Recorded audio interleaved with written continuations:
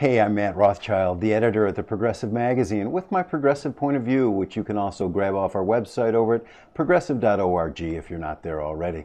Well, one of the big Senate races right now is right here in Wisconsin between former Governor Tommy Thompson and Congresswoman Tammy Baldwin. And when the race began, the conventional wisdom was that Tammy Baldwin really didn't have a chance against Tommy Thompson. We were told she's too much of a Madison liberal. We were told that the rest of the state isn't ready for a lesbian to represent them in the Senate. We were told that Tommy Thompson is a legend here in Wisconsin and that he's a great campaigner and that he just whooped Tammy Baldwin. Well, Tammy Baldwin's been underestimated her whole career, and it looks like she's been underestimated again because she's leading in the polls, in a few of them, by a comfortable margin.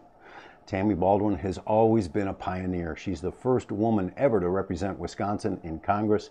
She's the first out legislator to get elected to Congress as a challenger, and she's keeping it up right now.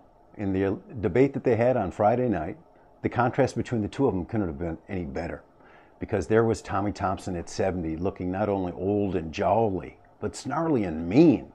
And Tammy, for her part, was very comfortable there. She was responding to the questions calmly and intelligently and rationally.